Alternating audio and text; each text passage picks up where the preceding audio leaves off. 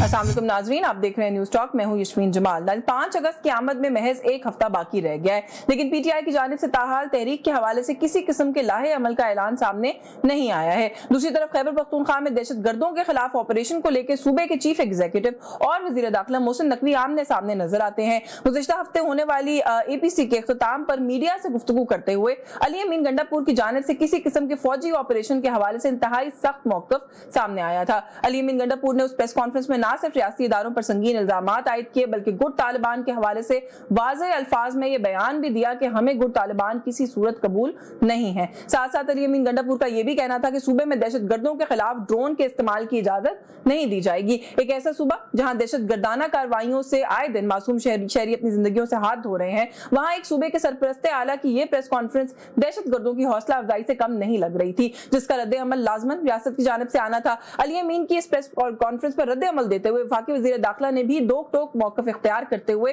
उन पर यह वाज़ेह कर दिया कि दहशतगर्दों के खिलाफ सूबे में तमाम वसाइल इस्तेमाल होंगे। वज़ीर दाखिला की जानिब से अली अमीन गंडापुर पर हर माह तालिबान को भत्ता देने का इल्जाम भी आयद किया गया है। अली अमीन गंडापुर और मोहसिन नकवी की इस लड़ाई के बाद ये चहमगोइयां जोर पकड़ रही हैं कि अली अमीन गंडापुर की वजारत आला के दिन अब गिने जा चुके हैं। हालिया सेनेट इंतखाबात में जिस तरह से अली अमीन गंडापुर की हुकूमत ने ऑपोजिशन के सामने सरेंडर किया है, उससे भी इस तासुर को मजीद तकवीत मिल रही है कि अली अमीन गंडापुर की हुकूमत 2/3 अक्सरियत रखने के बावजूद एक कमजोर हुकूमत है, जिसका किसी भी वक्त खात्मा किया जा सकता है। और अब गवर्नर खैबर पख्तूनख्वा ने बाकायदा इस बात का ऐलान कर दिया है कि वो अली अमीन गंडापुर के खिलाफ अदम एतमाद करके दिखाएंगे। अली अमीन के खिलाफ इस वक्त चारों तरफ से महाज गर्म नजर आता है। अगर ऐसे में खैबर पख्तूनख्वा की हुकूमत भी गिर जाती है तो इसका सबसे ज्यादा नुकसान पीटीआई की उस एहतजाजी तहरीक को होगा जिसका अभी तक बाज़ाब्ता तौर पर आगाज नहीं हो सका है। अगर ऐसा होता है तो क्या पीटीआई की तहरीक शुरू होने से पहले ही खत्म हो जाएगी? क्योंकि अपनी तहरीक को नुक्ता अरूज पर पहुंचाने के लिए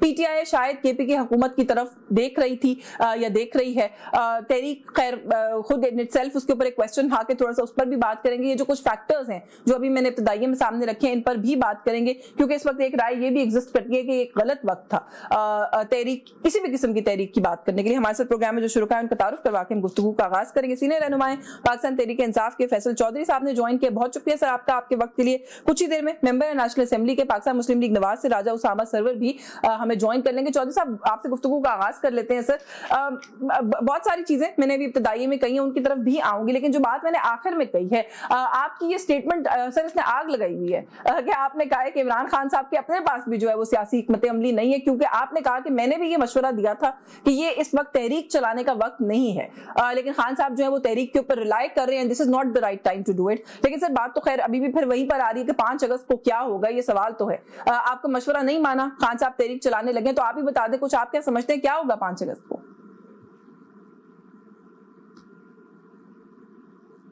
नहीं, मैंने वो उनकी रिहाई के कॉन्टेक्स्ट में बात की थी कि रिहाई के लिए जो तहरीक बार बार चलाना जो है ये कोई मुनासिब हिकमत अमली नहीं है और इससे कोई रिहाई के इंश्योर भी नहीं हो सकती।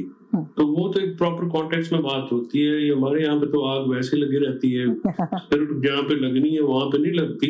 लगी है सर? बाकी कोई बात कर दे तो इनको नहीं लगी है। आपने पीटीआई का ट्विटर हैंडल देखा है, पीटीआई के लोगों का रद्द-ए-अमल देखा है? वो कह रहे हैं कि अगर खान साहब के पास सियासी हिकमत अमली ना होती तो उनकी पार्टी आज वहां खड़ी होती जहां खड़ी है। सर मुझे तो नहीं दिखाई देती पीटीआई कहीं खड़ी हुई, आपको दिखाई देती है तो आप बता दें। मुझे पार्टी से सरोकार नहीं है, मुझे इमरान खान कल खड़े हैं और कहाँ पे खड़े रहेंगे मेरे लिए वो अहम है। इमरान खान बाहर आते हैं या नहीं आते मेरे लिए वो अहम है। मेरी पार्टी तो इमरान खान है ना, बाकी पार्टी तो होगी लेकिन मेरा तो सरोकार नहीं है। मैं तो कोई ओहदेदार नहीं हूँ, ना मैं मतमनी हूँ किसी चीज का। मेरी तो ख्वाहिश है इमरान खान बाहर आए और जो जिन लोगों की ख्वाहिश, जिनकी दुकानें बंद होंगी उनकी ख्वाहिश है कि कोई भी बाहर ना आए। तो मेरे तो उनकी प्रायोरिटीज में फर्क है। तो मेरी जो प्रायोरिटीज है वो तो बिल्कुल क्लियर है। मैं पार्टी जो है इमरान खान को समझता हूँ, इमरान खान के अलावा पार्टी तो कोई भी नहीं है, चाहे जो मर्जी करते रहे। ये बहुत ज्यादा शौकीन लोग हैं जो नए नए ये आए हैं। मैंने खान साहब से कहा है कि आप बहुत फराग दिल आदमी है, आप अपनी जात पे लोगों को सियासत सिखा रहे हैं। और आप इस टीम के साथ नहीं जीत सकते। आपको अपनी सिलेक्शन पे नजरसानी करने की जरूरत है, सियासी लोगों को लाने की जरूरत है, सियासी रास्ता अपनाने की जरूरत है। आप एहतजाज कर ले, कामयाब एहतजाज से भी रिहाई मुमकिन नहीं होगी, वो दरवाजे बंद होते जा रहे हैं। लेकिन आप ये बात कर रहे हैं, मैं मौके का फायदा उठाते हुए जानना चाहती हूँ, खान साहब का क्या रिस्पॉन्स था आपकी इस कॉमेंट के ऊपर या बात के ऊपर? जो अक्सर पीटीआई वालों से खान साहब ने कोई जवाब नहीं दिया, खान साहब ने सुन लिया और मेरे ख्याल में इसी से मैंने आनुस किया। मैंने खान साहब से पूछा था, मैंने कहा आपकी असल में देखें इसमें मसला क्या है। मसला ये है कि खान साहब की जात बहुत स्ट्रांग है, बहुत रेलेवेंट है, वो बहुत पॉपुलर है। इसमें कोई शक की बात नहीं है कि उनका नाम लॉटरी के टिकट की तरह बिकता है सियासी तौर पे, वोटें सारी उनके सब। लेकिन क्या एहतजाज के लिए इतनी बड़ी तादाद में लोग आएंगे? नंबर 1, नंबर 2, उनकी तंजीम में सकत है, उनकी पार्टी में ये कैपेबिलिटी है।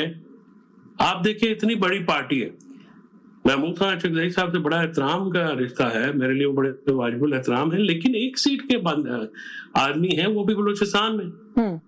उनका क्या असर है केपी में, उनकी पार्टी का क्या असर है पंजाब में? आप सियासी तौर पे इतनी बड़ी पार्टी में एक आदमी नहीं है जो कि इस तरीके से पढ़ाई कर सके,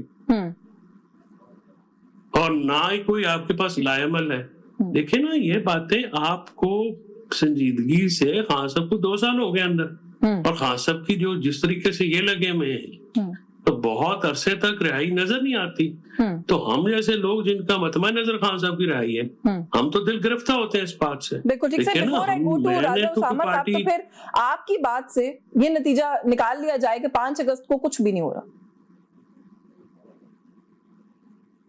नहीं, 5 अगस्त को लोग निकलेंगे जी, वो तो ऐसी बात नहीं है कि इमरान खान साहब कॉल दें लोग ना निकलें, लेकिन बहुत बड़ी तादाद में लोग, देखे ना अब करना क्या है, लोग निकले चले, आप कह रहे हैं लोगों ने करना क्या है? लोगों को पता लगेगा, कोई एक लायमल होता है, कोई स्ट्रेटजी होती है, कोई मंजिल होती है, कोई जलसा जुलूस का कोई मुकाम होता है, कोई वक्त होता है, पूरे पाकिस्तान में निकलना है तो किस वक्त निकलना है, निकल के करना क्या है, क्या मोबाइल की स्क्रीन मगरिब के बाद ऑन करनी है, पैम्फलेट उठाने हैं, करना, क्योंकि जो चीज तो इमरान खान साहब की रिहाई के लिए आप कह रहे हैं, स्वाबी में 2 लाख बंदा इकट्ठा करना है या केपी पूरे में करना क्या है? कोई वो मैप नहीं है ना, कोई प्लान ऑफ एक्शन नहीं है। क्या आप आ तो रहे हैं 5 अगस्त को, लेकिन उसका टारगेट क्या है? संजीदगी है ना इस पार्टी लीडरशिप की, गैर संजीदगी है ना जी। दूसरी बात ये है कि लोग निकलेंगे अगर बहनें लीड करेंगी, बहनें भी रिलक्टेंट है, वो पार्टी की तो देखनी, पार्टी में सकत नहीं है। वहाँ अगर अलीमा बीबी, उज़मा बीबी और रानी तक भी बात आ गई थी, लेकिन अब शायद उसके ऊपर भी डाउट्स हैं कि वो आते हैं, वो नहीं आते हैं। कहीं ना कहीं बेटों के कंधों का भी इंतजार किया जा रहा था, लेकिन वो भी डाउट, अगर वो आ जाते हैं फिर भी फिर लोग निकल आएंगे, क्योंकि इस लीडरशिप पे लोग नहीं निकलेंगे, फैमिली के साथ कनेक्ट करेंगे। तो अभी फैमिली का काम है ना जी, आए आगे कुर्बानी दें ताकि सारे लोग साथ लगे। चल मैं इस पे बात करती हूँ आपसे, आप जरा राजा साहब को गुफ्तगू में शामिल कर लें, राजा साहब को गुफ्तगू में शामिल कर लो, क्योंकि जो बात आप कर रहे हैं ना वो भी इतना सिंपल नहीं है। फैमिली अगर निकलेगी तो फैमिली को कौन निकलने देगा, क्यों निकलने देगा, बड़े सारे सवाल हैं उसके अंदर भी। राजा साहब साहब आपका बहुत शुक्रिया, आपने प्रोग्राम में वक्त दिया है। सर ये तो बड़ा अच्छा और आसान और सादा मामला नहीं है आप लोगों के लिए कि इस वक्त ऑपोजिशन के अपने कैंप्स के अंदर एक तो यूनिटी नजर नहीं आती पीटीआई के की जो लीडरशिप बाहर है। दूसरा वो 5 अगस्त को कह रहे हैं कि हमारी जो तहरीक है हम चला रहे हैं वो पीक करेगी, नुक्ता अरूज पर पहुंचेगी, लेकिन वो कैसे पहुंचेगी उसका कोई लायमल ही नहीं है। अभी तक तो हमने कहीं नहीं सुना कि कहां से निकलना है, क्या करना है, क्या होगा। तो इस तरह के लोगों को जलसे की इजाजत, एहतजाज की इजाजत, उनके रास्ते में रुकावटें ना खड़ी की जाए। आप लोगों को फ्री हैंड देके अपने आप को एक दफा सारे मामले से जो है वो बरी जिम्मा नहीं कर लेना चाहिए। आपके ख्याल में इन्हें एक्सपोज कर दें, इन्हें करने दें जो ये करना चाहते हैं 5 को। अस्सलाम वालेकुम, thank you madam for your time. देखिए मैडम, इशू ये है कि आपकी बात बिल्कुल ठीक है। पहले तो हमें ये भी नहीं समझ आ रही कि तहरीक इंसाफ इस टाइम लीड कौन कर रहा है। तहरीक इंसाफ में आप देखें जो भी MNAs हैं इनके, वो डिफरेंट ग्रुप्स में बंटे पड़े हैं। बेशक ये क्लेम करते हैं हम एक हैं, मगर सबको पता है इनके इस टाइम 3 धड़े हैं, जो 3 डिफरेंट धड़ों के 3 डिफरेंट लीडर्स हैं। हर कोई अपनी प्रेस कॉन्फ्रेंस लीड करता है, हर कोई अपनी गुफ्तगू लीड करता है, जो कि बड़ी अजीब सी एक शक्ल इख्तियार करता जा रहा है। उसके बाद आपकी बात कि इनको एहतजाज की इजाज़त क्यों ना दी जाए। इनको जब भी हमने इजाज़त दी है जी, इनने हमेशा इंतशार फैलाया है, इनने लोगों को डिस्टर्ब किया है, इनने जिस शहर में आया है उसकी तबाही मचा के रख दी है। पिछली बार ये इस्लामाबाद आए, इनने पेंटिंग तोड़ दी, इनको जो चीज मिली इसको इनने आग लगा दी, और जहां रास्ते गुजरते के बिल्डिंग्स खराब करते गए, हर चीज। हाँ, जब ये इस्लामाबाद ब्लू एरिया रोड पे चढ़े तो उस टाइम बिल्कुल इनने वीडियोस बना के काम बड़े तहजीब से आ रहे हैं, बड़े हम उसके अंदर आ रहे हैं, एक कोड ऑफ कंडक्ट के अंदर आ रहे हैं, मगर इनके पास असला तब भी था। मुझे तो ये नहीं समझता, ये स्टेट मशीनरी यूज करते हैं हमेशा। सबसे बड़ा इस टाइम कॉन्फ्लिक्ट ये कि आपके केपी के सूरत हाल ये है कि उधर इस टाइम सबसे ज्यादा टेररिज्म का बलूचिस्तान की तरह प्रॉब्लम चल रहा है। आप इधर आके एक शख्स के एहतजाज के लिए पता नहीं क्या चाहते हैं, क्या करना चाहते हैं, क्या अचीव करना चाहते हैं, जबकि वो कोर्ट्स में मामला चल रहे हैं। चलिए उसकी तरफ भी मैं आती हूँ, राजा साहब, और मैं कॉन्फ्लिक्ट ऑफ इंटरेस्ट पर भी आऊंगी। वो आज मिफ्ता इस्माइल साहब ने प्रेस कॉन्फ्रेंस करके बड़े अच्छे से एक्सप्लेन किया है कि कॉन्फ्लिक्ट ऑफ इंटरेस्ट क्या होता है, लेकिन जो बात आप कर रहे हैं थोड़ा सा इसको ब्रीफली, इसको थोड़ा सा क्लियर करके अगर गुजर जाए, नहीं ये जो बात आप कर रहे हैं थोड़ा सा क्लैरिफाई करके गुजर जाते हैं कि सर हमेशा वहां पर सीन क्रिएट होता है, ये इशू वहां पर बनता है जहां पर आप लोगों की तरफ से आंसू गैस जो है वो शेल मारे जाते हैं, लाठी चार्ज किया जाता है, फिर उसके बाद क्या मंजर बनता है वो तो सर इट्स एनीबॉडीज गेस ना, वो तो फिर कुछ भी हो सकता है। जब रोका जाता है तब मामला खराब होता है। देखिए आपको इनकी लास्ट टाइम हमारे साथ सजियानी पे डील हुई कि आप सजियानी टूल प्लाजे पे रुकेंगे, उससे आगे नहीं आएंगे।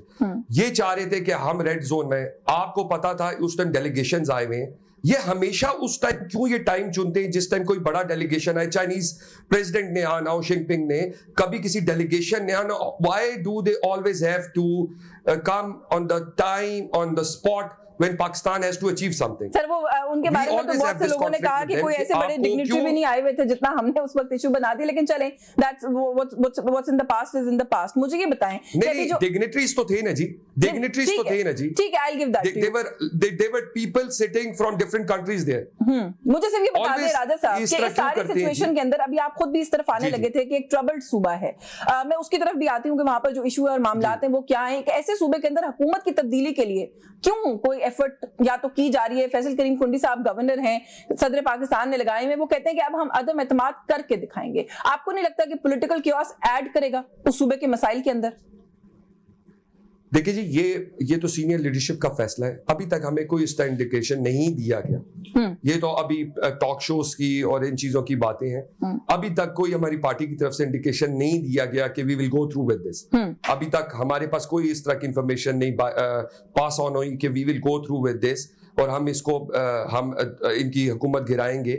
मगर मेरा इनसे हमेशा से ये कॉन्फ्लिक्ट रहा है कि अली अमीन साहब बहुत बड़े बड़े क्लेम करते हैं, काबिल एहतराम है, बड़े सीनियर पॉलिटिशियन है। आपको चाहिए अपने सूबे की मशीनरी उन 17 बच्चों के ऊपर लगा देते जो डूब गए। आप उन लोगों की फ्लाई बबूद के लिए काम करें कि जो लोग इस टाइम बड़े बड़े अजाबों में फंसे हुए हैं। आप लोग, आपकी पुलिस के लोग शहीद हो रहे हैं, हमारे फौज के नौजवान शहीद हो रहे हैं। आपसे मेरी गुजारिश है कि आप अपनी एनर्जी, अपने सूबे का पैसा एक ऐसी कॉज पे लगाएं जिसका फायदा हो। इस बिल्कुल ठीक है सर, आपको इंटरप्ट करूंगी, मुझे एक ब्रेक लेनी है। ब्रेक से वापस आके जो पॉइंट्स आप रेज करें मैं चौधरी साहब के सामने ये नुकात रखूंगी, इस पे बात करते हैं। मैंने सवाल सिर्फ इस कॉन्टेक्स्ट में किया कि हम देख रहे हैं कि एक ट्रेंड चल पड़ा है कि दिन गिने जा चुके हैं खैबर पख्तूनख्वा हुकूमत के। थोड़ा सा इस पे मजीद बात करेंगे इस ब्रेक के बाद। व्यूअर्स हमारे साथ रहेगा।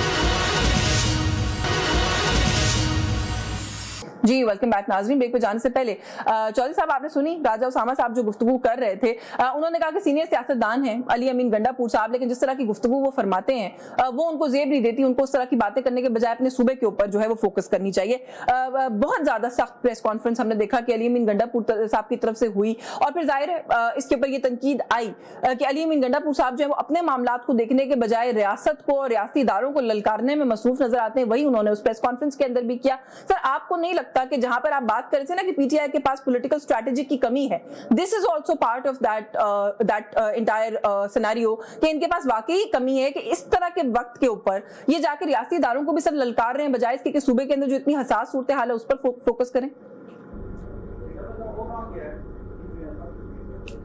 देखिए जो केपी की सूरत हाल है दहशत गर्दी की, वो केपी की प्रोविंशियल हुकूमत तक नहीं महदूद है। वो जब तक वहां पे और इसीलिए आपने देखा कि एपिक्स कमेटी के इजलास होते हैं, वहां पे भी होते हैं फौज भी, रेंजर्स भी, पैरामिलिट्री फोर्सेस भी और पुलिस भी, क्योंकि केपी के जो लोग हैं उन्होंने सबसे ज्यादा ये ब्लड झेला है। जब आप अपने लोगों के ऊपर ड्रोन इस्तेमाल होता है तो फिर वहां पे बहुत ज्यादा शिकायत होती है। अभी आपने देखा तिरा वैली ने जिसको बिल्कुल ब्लैंकेट किया हुआ है, वहां पे जो हुआ है वो भी तो एक इंसानियत सोच वाकया है नहीं। अब इन चीजों के ऊपर तो तवज्जो देनी है। फॉर्म 47 के ऊपर आके तो बातें करना होती हैं। मुझे ये बताएं कि घी का स्कैंडल, चीनी का स्कैंडल, ठीक है जी, इनका लॉ एंड ऑर्डर का मसला इधर इस्लामाबाद में जो होता है, अब पिंडी में जो हो रहा है, जिंदगी में आपको स्वाद का तो नजर आता है जो पिंडी में हुआ है, उसका आपने देखा कि खवातीन को जो है वो किस तरह से कहीं भी हो, बलूचिस्तान में हो, केपी में हो, पंजाब में हो, सिंध में हो, इक्वली आई मीन वो कंडेमनेबल है। आप मजहबी जो लोग हैं जो इंतहा पसंद है उनकी आप बैकिंग कर रहे हैं। वहां पे एक पंजाब के अंदर एक तंजीम के लोग खड़े होकर सिटिंग हाईकोर्ट के जज को, जिसने आफिया सिद्दीकी का ऑर्डर दिया है, वो आपने इम्प्लीमेंट नहीं किया, उसको थ्रेट कर रहे हैं, जान से मारने की धमकियां दे। तो फिर मैं और आप किस खेत की मूली हैं? ठीक है ना, जब जो भी है आपके होंगे इखलाफ, लेकिन वो जज तो हाईकोर्ट के हैं। इसी तरह से आप अपनी हुकूमत को देख लें कि आज भी सुहेल उड़ाई साहब का आर्टिकल छपा है कि इतना कुछ करने के बावजूद किक स्टार्ट नहीं कर रहे। ये हुकूमत जो है ये बोझ है, और लोगों का मेजॉरिटी की जो इनसे इख्लाफ है या एस्टेब्लिशमेंट से जो गिला है वो इनकी बैकिंग का है कि जी आप इनको बैक करते हैं। ठीक है, वो आज इनकी बैकिंग छोड़े वो दोबारा उसी सूरत में चले जाएंगे। जो इनकी वो मैं समझता हूँ कि जो इनकी कारकर्दगी है, जो ताफुन ज़्यादा सियासत है इनकी, जो इनके विदाउट एनी चॉइस, लेकिन क्रेडिबिलिटी इस गवर्नमेंट को जो बैकिंग होगी। जी मैं जो आप बात करें ना कि ताफुन ज़दा सियासत है, सर उसी ताफुन ज़दा सियासत को अभी दवाम दिया है पाकिस्तान तहरीक इंसाफ ने सेनेट के अंदर जो है वो बैठ के अग्रीमेंट्स करके। मेरा सवाल सर बहुत सादा है कि अगर इस तरह के मामलात पर आप बैठ सकते हैं इनके साथ, फॉर्म 47 वालों के साथ, जिनको आप चोर कहते हैं, डाकू कहते हैं, ये तो बड़े हसास मामलात हैं, इन पर क्यों नहीं बैठते हुकूमत के साथ और इदारों के साथ? इन पर प्रेस कॉन्फ्रेंस करने की जरूरत पड़ जाती है। एपीसी यास्मीन बुलाई थी ना, नहीं सर प्रेस कॉन्फ्रेंस के बाद क्या कहना है वो तो सोचकर बोला जा सकता था ना। उसमें इतनी ज्यादा नहीं आई, पीपल्स पार्टी नहीं आई, एएनपी नहीं आई, जेयू नहीं आई, यूआई नहीं आई, ये तो प्योरली दहशतगर्दी के ऊपर था ना। अगर अली अमीन वहां पे एक बयान दिया था, ये साथ में बैठे होते उसे इनकार करते तो एक बैलेंस भी आ जाना था। ये केपी के लोगों से तो इतनी मोहब्बत है इनको कि उनके मसाइल के ऊपर, दहशतगर्दी के ऊपर और जो एक अमन अमान का मसला है उसके ऊपर ये एपीसी में नहीं गए। ठीक है जी, और आज तक वफाकी हुकूमत ने कौन सा वहां पे इतना बड़ा तीर मारा है जिससे आप ये कहें कि वहां पे अमन अमान जो है बहाल करने के लिए क्या किरदार? This is a valid point कि अगर ये लोग बैठते तो जो दूसरा आर्ग्यूमेंट है साइड का वो भी वहां पर शामिल हो जाता। राजा साहब, ये चौधरी साहब अभी गुफ्तगू कर रहे हैं सर, अगर तो आप लोगों ने एपीसी बुलाई होती, हुकूमत में सेंटर में किसी ने एपीसी बुलाई होती और अली अमीन गंडापुर ना आते सर, तो फिर जो शोर हंगामा होता है वो फिर खुदा की पनाह होती सर, लेकिन वहां कोई नहीं गया। एक बड़ा हसास मामला है, अली अमीन गंडापुर साहब ने कोई इमरान खान साहब की रिहाई के लिए एपीसी तो रखी नहीं थी। अगर तो दहशतगर्दी के मामले के ऊपर वो कह रहे थे कि आके हमारे साथ बैठे, क्यों नहीं गए आप लोग? देखिए जी, ये खाली एक पार्टी का डिसीजन नहीं था, ये सारी पार्टीज का डिसीजन था, क्योंकि पीटीआई की सियासत हमेशा यही रही है कि हमेशा वो कॉन्फ्लिक्ट में जाते हैं हर किसी की। तो इस पर सारों ने डिसाइड किया कि हम उनके साथ इस चीज पे नहीं खड़े होंगे। हाँ, जब वो ये सीख जाएंगे कि हमें हमारे साथ उनको खड़ा होना है, हर जमात के साथ उनको खड़ा होना है, चाहे वो पीपल्स पार्टी हो, जीयूएफआई हो, जमात इस्लामी हो, पाकिस्तान मुस्लिम लीग नून हो, अगर वो हर किसी को ड्यू रिस्पेक्ट देंगे तो हर जमात उनके साथ ड्यू रिस्पेक्ट देकर उनके साथ खड़ी होगी।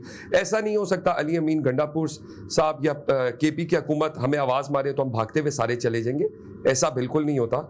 अगर आप हमें ड्यू रिस्पेक्ट देंगे, आप हमें ड्यू, आपकी जो रिस्पेक्ट आपकी तरफ हमारी बनती है, आप उसको अप्रिशिएट करेंगे, तो क्यों नहीं हम सारे उनके पास चल के जाएंगे और बार बार चल के इसमें दो बातें, मगर एक साइड पे ये नहीं हो सकता कि पहली बात ये इसके अंदर के लोगों के जानो माल का जहां पर सवाल हो ना, और मुल्क की सिक्योरिटी मामलात का सवाल हो, तो आपको भाग के जाना चाहिए, चाहे वो कोई भी आवाज दे रहा हो। एक तो सर ये बात है। दूसरी बात ये कि सर अभी तो अच्छे बच्चे बने थे, सेनेट के इलेक्शन में आप लोग के साथ एग्री किया, जिसपे बड़ी तनकीद का सामना करना पड़ा, लेकिन इन्होंने फ्लेक्सिबिलिटी शो की।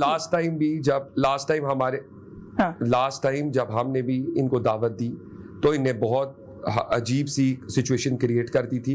उमर अयूब साहब की स्टेटमेंट्स पढ़ी हैं, गौर खान साहब की स्टेटमेंट्स पढ़ी हैं, इनने बहुत अजीब सी अनारकी फैला दी थी। बिल्कुल हम अभी भी चोई साहब ने अभी फरमाया, अभी भी हम केपी से फिर के आए हैं, हमारा पूरा डेलीगेशन गया है, हम केपी से फिर के आए हैं 17 MNAs।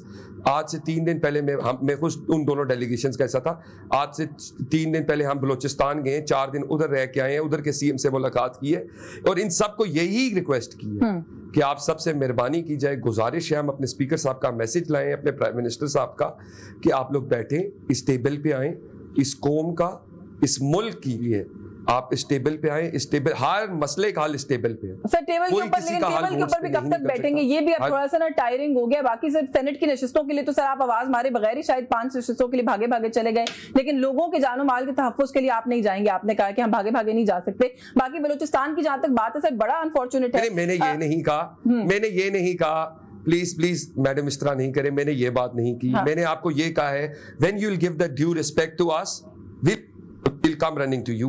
आप प्लीज इस तरह ना करें। मैंने ये बात बिल्कुल नहीं कहा। मैं आपकी बात को ट्विस्ट नहीं कर रही, मैं तो अपना तज़किया शामिल कर रही हूं उसके बीच में, और आपसे जेन्युइनली सवाल कर रही हूं सर कि सेनेट इलेक्शन के लिए आप बैठ सकते हैं इन्हीं के साथ जो आप लोगों को जेन्युइन रिस्पेक्ट नहीं दे रहे, लेकिन आम लोगों के मसाइल के लिए आपको जेन्युइन रिस्पेक्ट का कोई पैरामीटर है?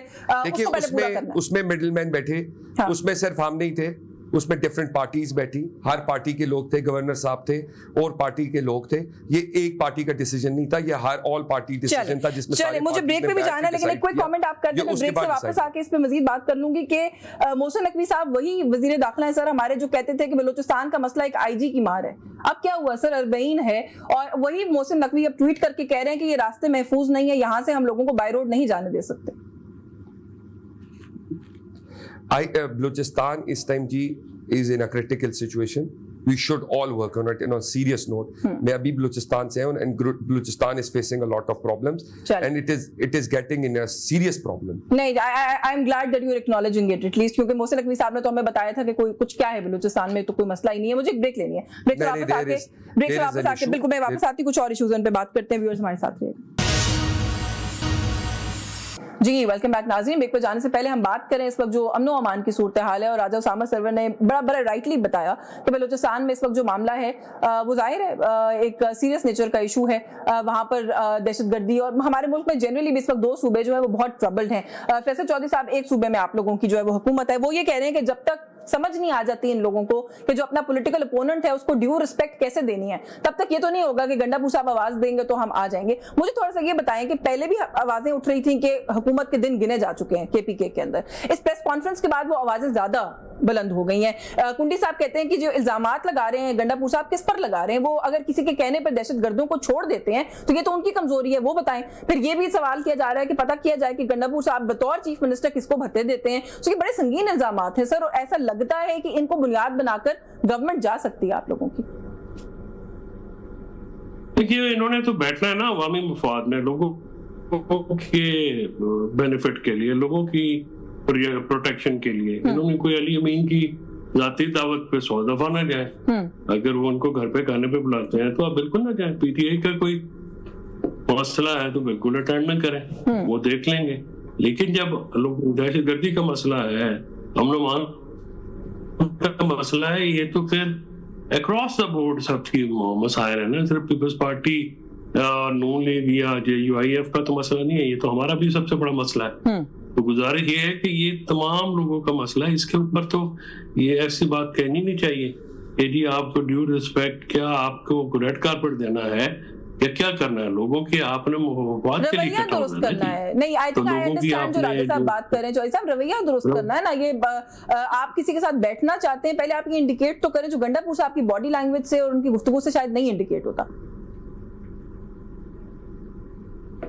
नहीं तो गंडापुर की बॉडी लैंग्वेज तो बचपन से ही ऐसी है, वो तो बोलते ही ऐसा है। तो अगर आप उनको क्या कहें कि वो क्या आवाज बदल लें, या मतलब क्या करे वो, मतलब वो ऐसे ही बोलता है। वो तो वो मतलब वो उसके साथ जब सेनेट का जब मामला करना था तब बैठने में कोई हर्ज नहीं था। नहीं, उसामा साहब ने बता दिया, वो कहते हैं वो बीच में ये पार्टियों वाले लोग थे ना, या तो फिर वो लोगों का नाम लें कौन थे बीच में जिन्होंने दोनों को कान से पकड़ के बिठा दिया। तो ये भी तो फिर बताएं ना कि आप बात सर हल क्या है चौधरी साहब, हल क्या है? मुझे हल की तरफ जाता हुआ कोई नजर नहीं आ रहा। गंडापुर साहब जो है वो भी कोई सुल्तान राय वाली बड़के मारते हुए नजर आते हैं और हुकूमत की तरफ से बिल्कुल कैटेगोरिकली खुलकर तो नहीं, लेकिन यही बातें आ रही हैं जी कि ये हुकूमत ही नहीं बचेगी। हुकूमत, ये तो पॉलिटिक्स हो रही है इस इशू के ऊपर भी, बनना क्या है? देखिए हुकूमत तो की उस वक्त तक कायम एतमाद उनको हासिल है, अभी तक कोई ऐसी बात नहीं है। बाद में क्या बात होती है वो तो अलग बात है, लेकिन इस वक्त तक उनकी हुकूमत को कहीं से कोई खतरा नहीं है। पीएम नवाज और अपोजिशन JUI, पीपल्स पार्टी, ये सारे मिलके जो वहां पे उनका नंबर जो है बहुत कम है, ये नहीं हिला सकती। और ना ही फैसल कुंडी मेरा बहुत भाई है, दोस्त है, और अली अमीन भी दोस्त है, भाई है, लेकिन वो भी सुल्तान राय की बड़के मारने में दोनों कजन्स भी हैं आपस में। तो वो मैंने उनसे एक दफा सवाल पूछा था कुंडी साहब से, वो कहते हैं बस वो अंग्रेजी वाला कजन है, खाली वैसे कोई ज्यादा खास कजन नहीं है। लेकिन ये कुंडी साहब ने ये कहा है कि हम जो है वो अदम एतमाद करके दिखाएंगे, ये अब होगा। नहीं देखिए, अगर तो ये मामला जहाँ से अदम एतमाद आती होती है वहां से आया तो फिर तो सीरियस हो जाएगा। हाँ। लेकिन वैसे तो उनकी कैपेसिटी नहीं है ना, और मेरा नहीं ख्याल कि इस वक्त जो टेबल टर्न करने की कोई बात हो। अली अमीन सियाने आदमी है, वो ऐसे ही बात कर देते हैं। खैर, लेकिन ये बात, मैं इस बात पे बिल्कुल एग्री करता हूँ कि ये बात पब्लिकली नहीं होनी चाहिए थी। उस टाइमिंग, इसकी टाइमिंग भी गलत है और इसका प्लेटफॉर्म भी गलत था, तो उसके लिए। लेकिन वो आप ये जरूर समझें, हाँ, उन पे पार्टी का प्रेशर भी है, उनके कॉन्स्टिट्यूएंसीज का प्रेशर भी है, क्योंकि केपी में इस चीज को बड़ा सीरियसली देखे ना। अभी जगह जगह पे पहले वो हमारी उस बॉर्डर पे हो गया था, अफगान बॉर्डर के पास जो वो एरिया था, वहां पे कितनी देर प्रॉब्लम रहा है केपी में। अब इधर जो है वो प्रॉब्लम रहा है, हो गया है। तो ये प्रॉब्लम जो है, ये आप देखिए ना कि अब कितना बड़ा प्रॉब्लम आ जाते हैं, तो ये तो सारे निपटेंगे, मिलेंगे, तभी मसला जो है वो हल होगा। बिल्कुल, तभी मसला हल होगा। एक कदम पीछे जाएंगे तो बैठेंगे ना। बिल्कुल। राजा साहब, किस तरह से, मैं आपसे यही सवाल पूछूंगी कि फिर सोल्यूशन क्या है? आप लोग कहते हैं कि गंडापुर साहब जो है वो, अगर ये लोग पहले अगर एक ड्यू रिस्पेक्ट शो करेंगे तो बात होगी, वो तो उसका जवाब दे दिया चौधरी साहब ने, वो कहते हैं बचपन से ही ऐसे बोलते हैं, उनका अब हम क्या करें। मोहसिन नकवी साहब जो है वो सारे मामले का जवाब प्रेफर करते हैं कि जाके सोशल मीडिया की वेबसाइट के ऊपर दें और कहें जी के सारे वसाइल रियासत के इस्तेमाल होंगे, ऑपरेशन तो होगा अगर जरूरत पड़ेगी। ये सोशल मीडिया का प्लेटफॉर्म सर डिसाइड करने की जगह है कि सूबे के अंदर ऑपरेशन होगा। आपको वो पसंद हो या ना हो, और उन्हें आप पसंद हो या ना हो, आप लोगों को बैठना पड़ेगा, क्योंकि वफाक में आपकी हुकूमत है और सूबे में उनकी। और अगर आप नहीं बैठेंगे तो फिर क्या होगा? देखिए जी, पहले तो मैं चोई साहब की बड़ी रिस्पेक्ट करता हूँ, उनकी फैमिली की बड़ी रिस्पेक्ट करता हूँ। बड़ी अच्छी फैमिली है और एक पढ़ी लिखी फैमिली है। ये इनको इस तरह की बात नहीं करनी चाहिए क्या कि अली अमीन साहब बचपन से ऐसे। अगर अली अमीन साहब बचपन से ऐसे तो उनको CM होना ही नहीं चाहिए था। उनको एक तमीज़दार तरीके से, इज्जतदार तरीके से वो एक सूबे को रिप्रेजेंट करते हैं और एक बड़ा खुददार सूबे को रिप्रेजेंट करते हैं। उनको अपना लहजा भी ठीक रखना चाहिए, अपनी गुफ्तगू भी ठीक रखनी चाहिए, और उनको अपने तेज़े तरीब में रह के लोगों से बात भी करनी चाहिए। वो नॉर्मल भी बात करे तो लगता नहीं चल सकता कि वो कह रहे हैं वो नॉर्मल भी बात करें तो लगता है लड़ना उनका स्टाइल ऐसा है, कोई ऐसी बात नहीं, वो बदतमीजी नहीं कर रहे होते, एक अंदाज है उनका बात करने। ये चोई साहब को बेहतर पता है मैं क्या कहना चाह रहा हूँ। अच्छा, बेहतर समझदार आदमी है। हाँ। उनको इस चीज बेहतर करनी चाहिए, ठीक है। उनको अगर नहीं है तो उनको लाना चाहिए ये। और ये बड़ा ज़रूरी इसलिए जी कि जब तक ये चोई साहब जैसे पढ़े लिखे लोग और पढ़े लिखे लोग, हमारी तरफ से जो मौजब और पढ़े लिखे लोग हैं, ये सब जब एक टेबल पे बैठेंगे, हर चीज़ के जी हम लोग अपने इलाकों में, चोई साहब है अपने इलाके में, हम लोग अपने इलाकों में कत्लों के फैसले भी टेबलों पे कर देते, 30-30 साल की दुश्मनियां भी खत्म करा देते हैं टेबलों पे, मगर उसका हल टेबल पे ही होता है। इसलिए हम दोनों जमातें जिस दिन टेबल पे बैठ जाएंगी, आमने सामने बैठ जाएंगी, इस हर चीज के मसले का हल निकल जाएगा। मैं तो इस चीज में बिलीव करता हूँ, बड़े से बड़ा जो मसला है सूबे की सियासत का, दोनों की मर्जी का एक टेबल नहीं मिल रहा ना। मसला ये कि उन्होंने आपको टेबल पे बुलाया, आप नहीं गए। अब अपनी पसंद का टेबल जो आपको भी पसंद आ जाए और उनको भी एक ही वक्त में पसंद आ जाए, उसकी तलाश है। और जब तक शायद वो नहीं होगा, मैडम इनकी तरफ से इनकी हाँ। तरफ से बिल्कुल कुछ लोग आए भी थे, एक दफा बातचीत शुरू भी हुई थी, मगर मुझे समझ नहीं आता ये बातचीत रुक क्यों जाती है। जब हम किसी कंक्लूजन पे पहुंचना शुरू करते हैं तो कौन किसको मना करता है। इस तरह नहीं होना चाहिए।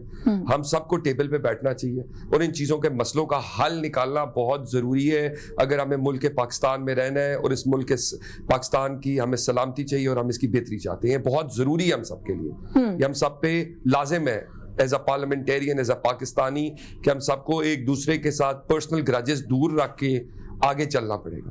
मैं 18 में फंसा रहा हूँ, चोई साहब की पार्टी 24 में फंसी रहे, इससे आगे हमें चलना पड़ेगा। चले थोड़ा सा सर एक जरूर कमेंट कर दें, ब्रीफ कमेंट कीजिएगा राजा साहब कि ये या तो जावेद लतीफ साहब को सर मना लें या उनकी बातों की वजाहत कर दिया करें या उनको डिसओन कर दें, कुछ एक कर लें। वो फरमा रहे हैं, वो कहते जी नवाज शरीफ साहब जो है उनको इस्तेमाल कर लें। जावेद लतीफ साहब आप लोगों की सीनियर, आप लोगों की पार्टी के रहनुमाई, वो ये कह रहे हैं जी नवाज शरीफ साहब को इस्तेमाल कर लिया है इस्तेमाल करने वालों ने। नहीं, नवाज शरीफ साहब is a big name. Nawaz Sharif साहब को कोई इस्तेमाल नहीं कर सकता। जावेद लतीफ साहब हमारे सीनियर पार्लियामेंटेरियन है, मेरे वालिद मरूम के दोस्त भी थे, मेरे काबिल एहतराम है, मगर उनको ऐसा कमेंट नहीं करना चाहिए। नवाज शरीफ साहब आज भी जहाँ बैठते हैं अल्हम्दुलिल्लाह बड़े बड़े सियासतदान उनके पास आके बैठ जाते हैं। Is a big politician, is a king maker. और मेरा ख्याल है नवाज शरीफ साहब के फैसले और पूछे बगैर कोई बड़ा फैसला नहीं किया जाता, ना होता है। तो ये एक मेरे ख्याल है बड़ा अजीब सा कमेंट है कि नवाज शरीफ साहब इस्तेमाल हो गए, ऐसा कोई है बात। चले मुझे प्रोग्राम भी वाइंड अप करना, चौधरी साहब से आखिर में इस पर कमेंट जरूर लूंगी क्योंकि जाहिर है सीनियर सियासतदान है सर, आप भी फैसल चौधरी साहब, ये वो कहते हैं इस्तेमाल हो गए हैं नवाज शरीफ साहब। बाकी जाहिर है नून लीग सारी इसको डिफेंड करने पे लगी हुई है कि नवाज शरीफ इतने बड़े स्टेट्समैन है, वो कैसे इस्तेमाल हो सकते हैं। मियां जावेद लतीफ की जो स्टेटमेंट है वो उसका एक बैकग्राउंड है।